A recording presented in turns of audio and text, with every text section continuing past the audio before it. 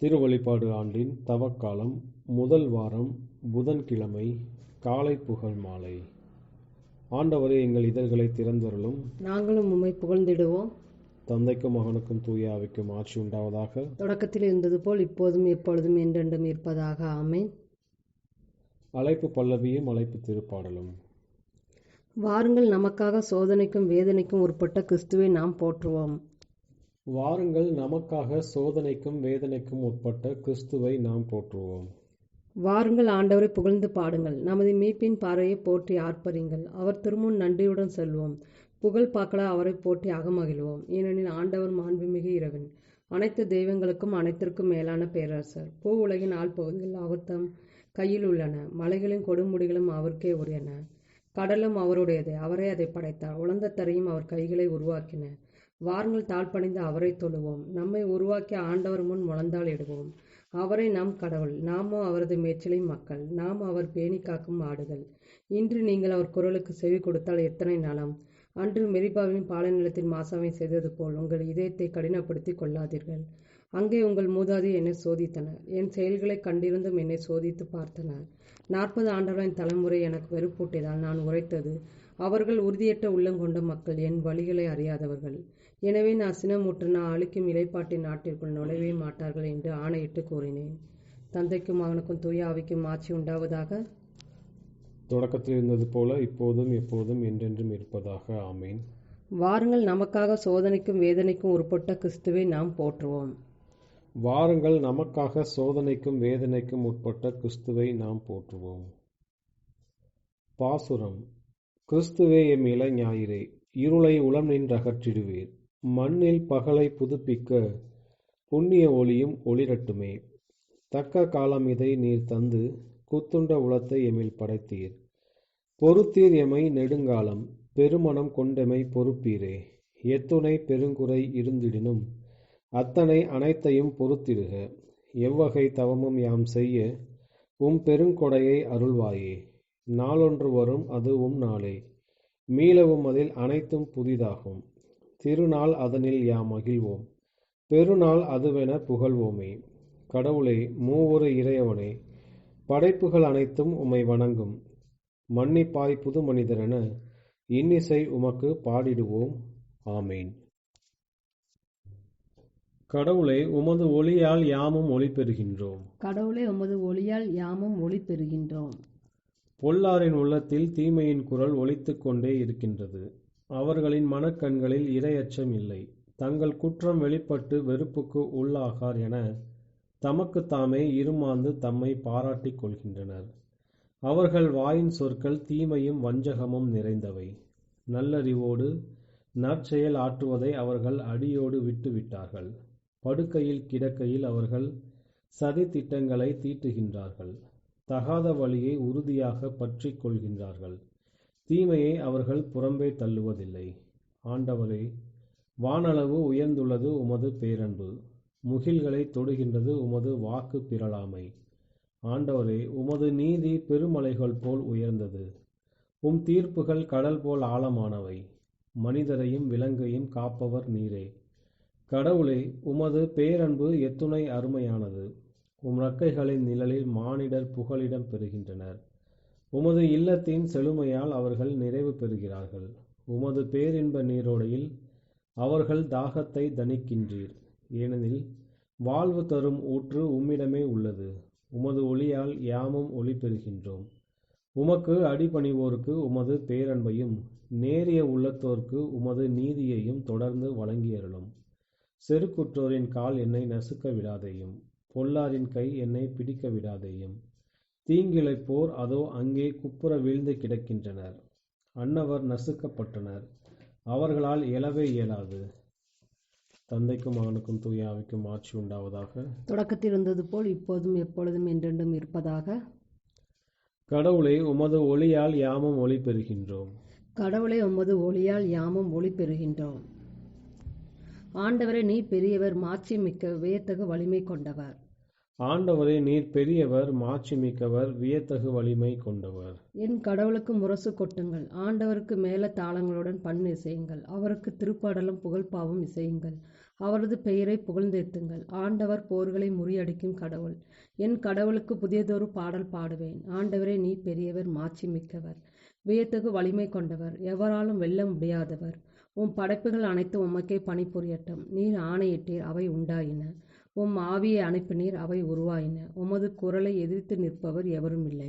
மலைகளின் அடித்தளங்களும் நீர்த்திரளும் நடுங்குகின்றன. பாறைகள் உம் திருமுன் மெழுகு போல் உருகுகின்றன. உமக்கு அஞ்சுவோருக்கோ நீ இரக்கம் காட்டுகின்றீர். தந்தைக்கும் மகனுக்கும் தூய ஆவிக்கும் ஆட்சி உண்டாவதாக. தொடக்கத்தில் இருந்தது போல இப்போதும் எப்போதும் என்றென்றும் இருப்பதாக. ஆமீன். ஆண்டவரே, நீ பெரியவர், மாட்சிமிக்கவர், வியத்தகு வலிமை கொண்டவர். ஆண்டவரே, நீர் பெரியவர், மாட்சிமிக்கவர், வியத்தகு வலிமை கொண்டவர். ஆர்ப்பரித்து கடவுளை புகழ்ந்து பாடுங்கள். ஆர்ப்பரித்து கடவுளை புகழ்ந்து பாடுங்கள். மக்களினங்களே, களிப்புடன் கை கொட்டுங்கள். ஆர்ப்பரித்து கடவுளை புகழ்ந்து பாடுங்கள். ஏனெனில் உன்னதராகிய ஆண்டவர் அஞ்சுதற்கு உரியவர். உலக அனைத்தையும் ஆளும் மாவேந்தர் அவரே. வேற்று மக்களை நமக்கு அவர் அடிபணிய செய்தார். அந்நிய நாடுகளை நம் தாழ் பணிய வைத்தார். நம் உரிமை சொத்தை அவர் நமக்கு தேர்ந்து அளித்தார். அது அவர் அன்பு கூறும் யாக்கோபின் பெருமையாகும். ஆரவார ஒளியிடையே பவனி செல்கின்றார் கடவுள். எக்காலம் முழங்கிடவே உயரே ஏறுகின்றார் ஆண்டவர். பாடுங்கள், கடவுளுக்கு புகழ் பாடுங்கள். பாடுங்கள், நம் அரசருக்கு புகழ் பாடுங்கள். ஏனெனில் கடவுளே அனைத்துலகின் வேந்தர். அரப்பா தொடுத்து புகழ் பாடுங்கள். கடவுள் பிற இனத்தார் மீது ஆட்சி செய்கின்றார். அவர் தம் திரு அரியணையில் வீற்றிருக்கின்றார். மக்களினங்களின் தலைவர்கள் ஆபிரகாமின் கடவுளுடைய மக்களோடு ஒன்று கூடுவர். ஏனெனில் மண்ணுலகின் மன்னர் அனைவரும் கடவுளின் கொற்றத்திற்கு உட்பட்டவர். கடவுளே அனைத்திற்கும் மேலானவர். தந்தைக்கும் மகனுக்கும் தூய ஆவிக்கும் ஆட்சி உண்டாவதாக. தொடக்கத்தில் இருந்தது போல் இப்போதும் எப்பொழுதும் என்றென்றும் இருப்பதாக. ஆர்ப்பரித்து கடவுளை புகழ்ந்து பாடுங்கள். ஆர்ப்பரித்து கடவுளை புகழ்ந்து பாடுங்கள். இணைச்சட்ட நூலிலிருந்து வாசகம். உங்கள் கடவுளாகிய ஆண்டவரின் தூய மக்களினம் நீங்கள். மண்ணிலுள்ள எல்லா மக்களினங்களிலும் உங்களையே தம் சொந்த மக்களாக கடவுளாகிய ஆண்டவர் தேர்ந்து கொண்டார். மாறாக உங்களிடம் அன்பு கூர்ந்ததனாலும் உங்கள் மூதாதையருக்கு ஆணையிட்டு கொடுத்த வாக்கை காப்பாற்றும் பொருட்டும் ஆண்டவர் தமது வலிமைமிகு கரத்தால் உங்களை புறப்பட செய்து அடிமைத்தன வீட்டினின்றும் எகிப்து மன்னனாகிய பார்வோனின் கையினின்றும் உங்களை விடுவித்தார். எனவே உங்கள் கடவுளாகிய ஆண்டவரே கடவுள் எனவும் அவரே உண்மையான இறைவன் எனவும் அறிந்து கொள்ளுங்கள். அவர் மீது அன்பு கூறுவோருக்கும் அவரின் கட்டளைகளை கடைபிடிப்போருக்கும் 1000 தலைமுறை வரைக்கும் தம் இரக்கத்தின் உடன்படிக்கையை காக்கின்றவர் அவரே. ஆண்டவர் வழங்கும் அருள்வாக்கு. இறைவா, உமக்கு நன்றி. வேடனின் கண்ணினின்று அவர் என்னை விடுவிப்பார். வேடனின் கண்ணினின்று அவர் என்னை விடுவிப்பார். அவனுடைய தீய சொற்களினின்று அவர் என்னை விடுவிப்பார். வேடனின் கண்ணினின்று அவர் என்னை விடுவிப்பார். தந்தைக்கும் மகனுக்கும் தூய ஆவிக்கும் ஆட்சி உண்டாவதாக. வேடனின் கண்ணினின்று அவர் என்னை விடுவிப்பார். முதல் வாசகம். விடுதலை பயண நூலிலிருந்து வாசகம். மீண்டும் ஆண்டவர் மோசேயிடம், எகிப்து நாட்டின் மேல் இருள் ஏற்படவும் இருளில் அவர்கள் தடுமாறவும் உன் கையை வான் நோக்கி நீட்டு என்றார். மோசே வானத்தை நோக்கி தம் கையை நீட்டினார். 3 நாட்களாக எகிப்து நாட்டை கார் இருள் கவ்வியிருந்தது. 3 நாட்களாக ஒருவரை ஒருவர் பார்க்க முடியவில்லை. தான் அமர்ந்த இடத்திலிருந்து எவனும் எழும்பவும் இல்லை. மாறாக இஸ்ரேல் மக்கள் அனைவருக்கும் அவர்கள் உறைவிடங்களில் வெளிச்சம் இருந்தது. பார்வோன் மோசேயை வரவழைத்து, நீங்கள் போய் ஆண்டவருக்கு வழிபாடு செலுத்துங்கள். உங்கள் ஆட்டு மந்தையையும் மாட்டு மந்தையையும் மட்டும் விட்டு செல்லுங்கள். உங்களுடன் உங்கள் குழந்தைகளும் கூட போகலாம் என்று சொன்னார். அதற்கு மோசே, எங்கள் கடவுளாகிய ஆண்டவருக்கு நாங்கள் செலுத்துவதற்கான பலிகளையும் எரிபலிகளையும் எங்கள் கையில் விட்டுவிடும். எங்கள் கால்நடைகள் எங்களோடு வர வேண்டும். ஒன்று கூட இங்கு தங்கலாகாது. எங்கள் கடவுளாகிய ஆண்டவருக்கு வழிபாடு செலுத்த தேவையானதை நாங்கள் அவற்றிலிருந்து எடுத்துக்கொள்வோம். ஆண்டவருக்கு எப்படி வழிபாடு செலுத்துவோம் என்று நாங்கள் அங்கு செல்லும் வரை எங்களுக்கே தெரியாது என்றார். ஆண்டவர் பார்வோனின் மனம் இறுகப் போக செய்ததால் அவன் அவர்களை போகவிட விரும்பவில்லை. பார்வோன் மோசேயை நோக்கி, என்னிடமிருந்து போய்விடு, இனிமேல் நீ என் முகத்தில் விழிக்காதபடி பார்த்துக்கொள், ஏனெனில் என் முகத்தில் விழிக்கும் நாளில் நீ சாவாய் என்றான். அதற்கு மோசே, நீ கூறியதற்கேற்ப நான் இனிமேல் உன் முகத்தை விழித்திருக்கப் போவதில்லை என்றார். மேலும் ஆண்டவர் மோசேயை நோக்கி, பார்வோன் மேலும் எகிப்தின் மேலும் இன்னும் ஒரு கொள்ளை நோய் வர செய்வேன். அவன் உங்களை முற்றிலும் போக விடுவதோடு இங்கிருந்து உங்களை துரத்தி விரட்டி விடுவான். எனவே மக்கள் கேட்கும்படி அறிவியுங்கள். ஒவ்வொருவனும் தனக்கு அடுத்திருப்பவனிடமிருந்து ஒவ்வொருத்தியும் தனக்கு அடுத்திருப்பவரிடமிருந்து வெள்ளி அணிகலன்களையும் தங்க அணிகலன்களையும் கேட்டு வாங்கி கொள்ளட்டும் என்றார். எகிப்தியருக்கு இம்மக்கள் மேல் நல்லெண்ணம் உண்டாக செய்தார் ஆண்டவர். மேலும் மோசே எகிப்து நாட்டில் பார்வோனின் அலுவலர்கள் முன்பும் குடிமக்கள் முன்பும் மிக பெரியவராக திகழ்ந்தார். மோசே பின்வருமாறு அறிவித்தார். ஆண்டவர் கூறுவது இதுவே: நள்ளிரவு வேளையில் நானே எகிப்து நடுவே புறப்பட்டு செல்வேன். அப்போது எகிப்து நாட்டில் அரியணையில் வீட்டிற்கும் பார்வோனின் தலைமகன் முதல் மாவரைக்கும் கற்களுக்கும் பின் அமர்ந்திருக்கும் அடிமை பெண்ணின் தலைமகன் வரை உள்ள முதல் பேறு அனைத்தும் விலங்குகளின் ஆண்பால் தலையீற்று அனைத்தும் இறந்து விடுவர். இதுவரை இருந்திராததும் இனி இருக்கப் போகாததுமான பெரும் புலம்பலும் எகிப்து நாடெங்கும் கேட்கும். இஸ்ரேல் மக்கள் அனைவரையும் பொறுத்த மட்டில் அங்குள்ள மனிதர் முதல் விலங்கு வரை எவருக்குமே எதிராக எந்த நாயும் குறைக்காது.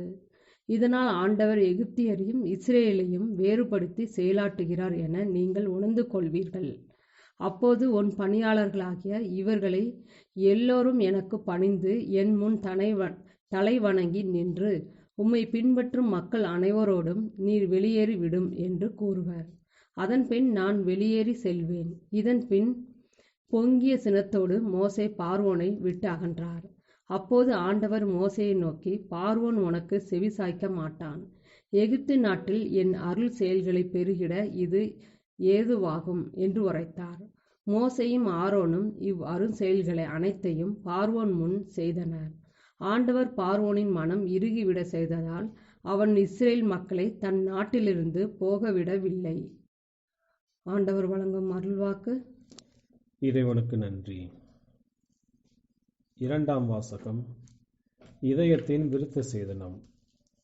ஆயரான அப்ராட்டஸ் அளித்த விளக்கம். சட்டமும் உடன்படிக்கையும் முற்றிலுமாக மாற்றப்பட்டுள்ளது. ஆதாமோடு இருந்த முதல் ஒப்பந்தத்தை இறைவன் மாற்றி நோவாவிற்கு புதிய ஒன்றை தந்தார். இன்னொன்றை அவர் ஆபிரகாமுக்கு அளித்து மோயிசனுக்கு அளிப்பதற்காக அதை புதியதாக மாற்றினார். மோயிசனோடு ஏற்பட்ட ஒப்பந்தம் அனுசரிக்கப்படவில்லை என்றானதும் இந்த கடைசி யுகத்தில் அவர் இன்னொரு ஒப்பந்தத்தை அளித்தார். இந்த ஒப்பந்தமோ இனி மாற்றவே படாது. வாழ்வின் மரத்தினின்று உண்ணலாகாது என ஆதாமிற்கு ஒரு சட்டத்தை அவர் நிறுவினார். நோவாவிற்கு மேகங்களில் உள்ள வானவில்லை அடையாளமாக அளித்தார். பின்னர் விசுவாசத்திற்காக தேர்ந்தெடுக்கப்பட்ட ஆபிரகாமிற்கும் அவரது வழித்தோன்றல்களுக்கும் விருத்த சேதனம் என்ற குறியையும் முத்திரையையும் அளித்தார். மக்களின் ஒப்புரவிற்காக மோயிசனுக்கு பாஸ்கா செம்மறி அளிக்கப்பட்டது. இந்த உடன்படிக்கைகள் அனைத்தும் ஒன்றிலிருந்து இன்னொன்று மாறுபட்டவை. மேலும் இந்த உடன்படிக்கைகளை அளித்தவரால் அங்கீகரிக்கப்பட்ட விருத்த சேதனமே எரேமியாஸ் பேசிய விருத்த சேதனம். உங்கள் இதயங்களை விருத்த சேதனம் செய்யுங்கள். ஆபிரகாமோடு இறைவனது ஒப்பந்தம் உறுதியாயிருப்பின் இந்த உடன்படிக்கையும் உறுதியானது, நம்பக்கூடியது. சட்டத்திலிருந்து வெளியே தோன்றினாலும் வேறு எந்த சட்டமும் நடைமுறைக்கு வரலாகாது. இறைவன் மோயிசனுக்கு சட்டத்தோடு கூட அவரது விதிமுறைகளையும் ஆசாரங்களையும் அளித்தார். அது அனுசரிக்கப்படாமல் போனதும் சட்டத்தையும் அதன் விதிமுறைகளையும் அவர் செயலிழக்க செய்தார். புதிய உடன்படிக்கையை அவர் வாக்களித்தார்.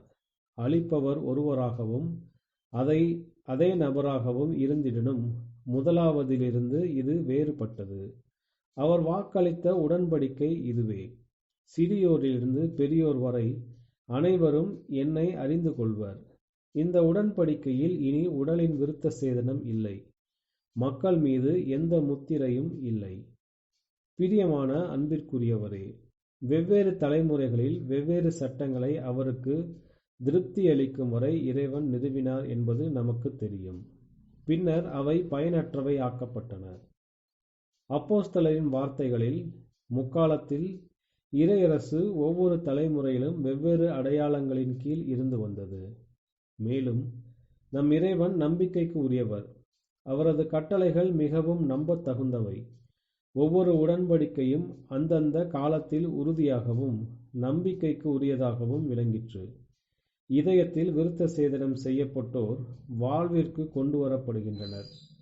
பாவ மன்னிப்பை கொணரும் ஞானஸ்நான தண்ணீர் உள்ள மெய்யான யோர்தானை தவிர ஒரு இரண்டாவது விருத்த சேதனத்தையும் பெறுகின்றனர். நூனின் புதல்வனான இயேசு இஸ்ராயலரோடு யோர்தானை கடந்தபோது மக்களின் விருத்த சேதனத்தை ஒரு கல் போன்ற கத்தியால் புதுப்பித்தார்.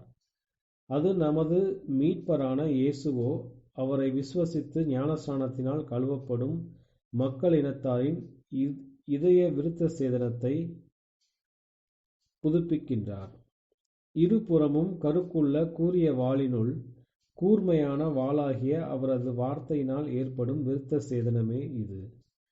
நூனின் புதல்வரான இயேசு மக்களை யோர்தான் வழியாக வாக்களிக்கப்பட்ட நாட்டிற்கு இட்டு சென்றார். நம் மீட்பரான இயேசுவோ உண்மையான யோர்தானை கடந்து விசுவசித்து இதயத்தில் விருத்த சேதனம் செய்து கொண்டோருக்கு வாழ்வோரின் நாட்டை வாக்களித்துள்ளார். எனவே இதயத்தில் விருத்த சேதனம் செய்து கொண்டு இரண்டாவது விருத்த சேதனத்தால் தண்ணீரில் மீண்டும் பிறந்தோர் பேறு பெற்றோர். பிரமாணிக்கமுள்ள தலைவரும் மக்களினத்தாரின் தந்தையுமான ஆபிரகாமோடு அவர்கள் உரிமை பேற்றை பெற்றுக் கொள்வார்கள். ஏனெனில் அவரது விசுவாசம் அவருக்கு ஏற்புடைமையாக கருதப்பட்டது. ஆயரான அப்ராட்டஸ் அளித்த விளக்கம். இன்றைய நற்செய்தி வாசகம். லூக்கா எழுதிய தூய நற்செய்தியிலிருந்து வாசகம். அக்காலத்தில் மக்கள் வந்து கூட கூட இயேசு கூறியது, இந்த தீய தலைமுறையினர் அடையாளம் கேட்கின்றனர். இவர்களுக்கு யோனாவின் அடையாளத்தை தவிர வேறு அடையாளம் எதுவும் கொடுக்கப்பட மாட்டாது. யோனா நினிவே மக்களுக்கு அடையாளமாய் இருந்ததைப் போன்று மானிட மகனும் இந்த தலைமுறையினருக்கு அடையாளமாய் இருப்பார். தீர்ப்பு நாளில் தென்னாட்டு அரசி இத்தலைமுறையினரோடு எழுந்து இவர்களை கண்டனம் செய்வார். ஏனெனில் அவர் சாலமோனின் ஞானத்தை கேட்க உலகின் கடைக்கோடியிலிருந்து வந்தவர். ஆனால் இங்கிருப்பவர் சாலமோனிலும் பெரியவர் அல்லவா? தீர்ப்பு நாளில் நினிவே மக்கள் இத்தலைமுறையினரோடு எழுந்து இவர்களை கண்டனம் செய்வார்கள். ஏனெனில் யோனா அறிவித்த செய்தியை கேட்டு அவர்கள் மனம் மாறியவர்கள். ஆனால் இங்கிருப்பவர் யோனாவை விட பெரியவர் அல்லவா? ஆண்டவரின் அருள்வாக்கு. கிறிஸ்துவே உமக்கு புகழ். சக்கரியாவின் பாடலும் முன்மொழியும். இந்த தீய தலைமுறையினர் அடையாளம் கேட்கின்றனர். இவர்களுக்கு யோனானின் அடையாளத்தை தவிர வேறு அடையாளம் எதுவும் கொடுக்கப்பட மாட்டாது. இந்த தீய தலைமுறையினர் அடையாளம் கேட்கின்றனர். இவர்களுக்கு யோனாவின் அடையாளத்தை தவிர வேறு அடையாளம் எதுவும் கொடுக்கப்பட மாட்டாது. இஸ்ரேலின் கடவுளாகிய ஆண்டவரை போற்றுவோம். ஏனெனில் அவர் தம் மக்களை தேடி வந்து விடுவித்தருளினார். தம் தூய இறைவாக்கின வாயினால் தொடக்கம் முதல் அவர் மொழிந்தபடியே அவர் தம் ஊழியராகிய தாவீதின் குடும்பத்தில் வல்லமையுடைய மீட்பர் ஒருவர் நமக்காக தோன்ற செய்தார்.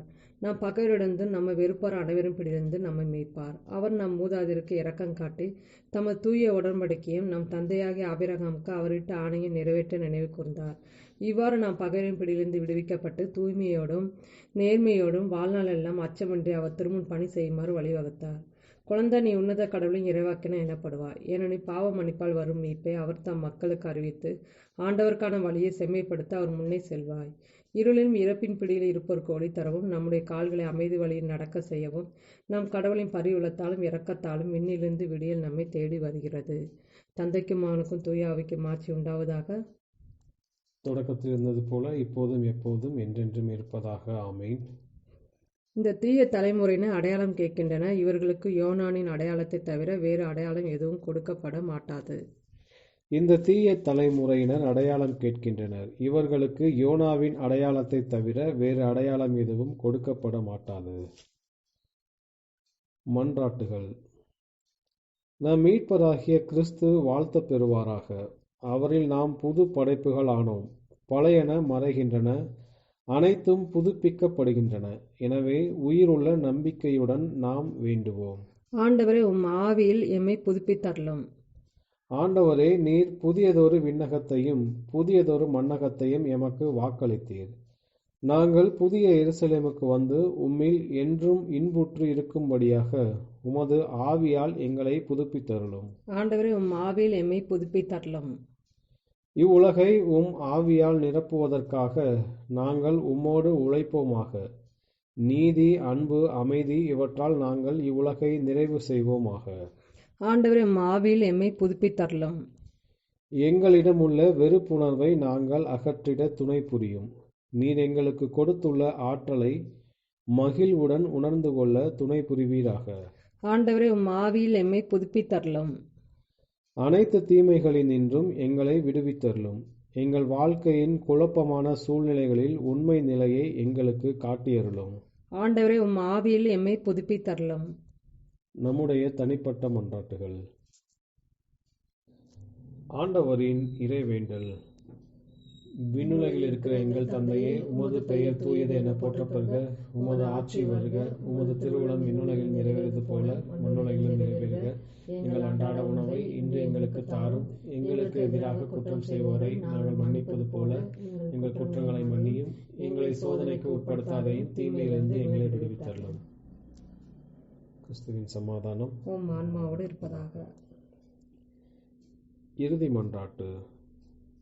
முழு முதல் பொருளே ஆண்டவரே, எங்களுடைய தவக்கால பக்தி முயற்சிகளை கனிவுடன் கண்ணோக்கும். தன்னல மறுப்பினால் எங்கள் உடல்களை கட்டுப்படுத்தும் வேளையில் நற்செயல்களை நாங்கள் தாமதமின்றி செய்வதற்கு உமது அருளால் எங்கள் ஆற்றலை புதுப்பிப்பீராக. உம்மோடு தூய ஆவியின் ஒன்றிப்பில் இறைவனாய் என்றென்றும் வாழ்ந்து ஆட்சி செய்கின்ற எங்கள் ஆண்டவரும் உமது திருமகனுமாகிய இயேசு கிறிஸ்து வழியாக உம்மை மன்றாடுகிறோம். ஆமென். ஆண்டவர் நம்மை ஆசீர்வதித்து தீமையில் அனைத்திருந்தும் பாதுகாத்து நிலை வாழ்வுக்கு அழைத்துச் செல்வாராக. ஆமென்.